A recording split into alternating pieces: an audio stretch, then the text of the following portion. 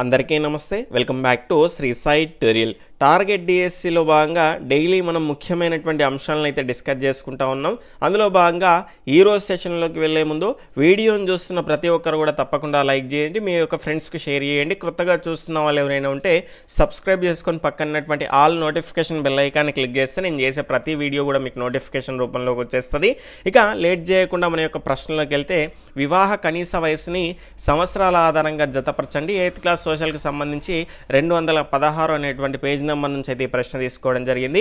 ఇలాంటి జతపరచుడు అనేటువంటి ప్రశ్నలు వచ్చినప్పుడు చాలామంది ఇట్లా గీతలు పెట్టేసుకుంటారండి. ఈ రకంగా గీతలు పెట్టేసుకొని వాళ్ళు ఆన్సర్ చేయడానికి ప్రయత్నిస్తారు. కానీ ఈ రకంగా క్లమ్జీగా అయిపోతే కనుక ఇది దీనికా ఇది దానికా అనేటువంటి దానికి గుర్తుపట్టాలంటే చాలా ఇబ్బంది అవుతుంది. ఎందుకంటే ఒక్కోసారి 5 కూడా ఇవ్వడానికి 6 కూడా ఇవ్వడానికి అవకాశం అనేది ఉంటుంది. కాబట్టి ఈ రకంగా పెట్టుకుంటా పోతే మనకు కొంత కన్ఫ్యూజన్గా ఉంటుంది. మరి ఏ రకంగా సులభంగా చేయాలి అంటే ఇప్పుడు మనం చూసే ప్రయత్నం అయితే చేద్దాం. ఇక్కడ వివాహ వయస్సు కనుక చూసుకుంటే 1846లో మన యొక్క వివాహ వయస్సు అంటే మన యొక్క కాదు, ఆడపిల్లల యొక్క వివాహ వయస్సు కనుక చూసుకుంటే 10 సంవత్సరాలు. కాబట్టి దీని ముందర బి అనేటువంటిది మీరు ఆ బ్రాకెట్లో రాసుకోండి. దాని తర్వాత 1891లో కనుక చూసుకుంటే వివాహ వయస్సు 12 సంవత్సరాలు. ఇక్కడ బ్రాకెట్ ముందర ఏ అని రాసేసుకోండి బ్రాకెట్లో. ఇక్కడ దీని ముందర దాని తర్వాత 1929లో కనుక చూసుకుంటే శారదా చట్టం ప్రకారము మరొక 2 సంవత్సరాలు పెంచారు. అంటే 12 నుంచి 2 సంవత్సరాలు అంటే 14 సంవత్సరాలు.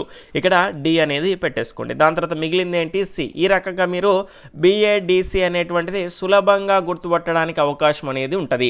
ఇలాంటి చాలా ముఖ్యమైనటువంటి అంశాలు ఖచ్చితంగా మీరు డైలీ తెలుసుకోవాలి అనుకుంటే కనుక తప్పకుండా మన ఛానల్ని సబ్స్క్రైబ్ చేసుకొని పక్కనటువంటి ఆల్ నోటిఫికేషన్ బెల్ ఐకాన్ని క్లిక్ చేసేటువంటి ప్రయత్నం అయితే చేయండి. చాలామంది క్వశ్చన్స్ పెంచమంటున్నారు. వీడియోస్కు ఎంతమంది చూస్తున్నారు కదా వీడియోస్ని. ఇక్కడ ఖచ్చితంగా ఎక్కువ మంది చూస్తే నాకు కూడా చేయాలనేటువంటి ఇంట్రెస్ట్ అనేది వస్తుంది. కాబట్టి ఆ రకంగా ఎక్కువ మందికి రీచ్ అయ్యేటువంటి ప్రయత్నం అయితే చేయండి. ఆ ప్రయత్నం చేస్తే నా ప్రయత్నం నేను కూడా చేస్తాను. Okay friends, bye, take care, జై హింద్.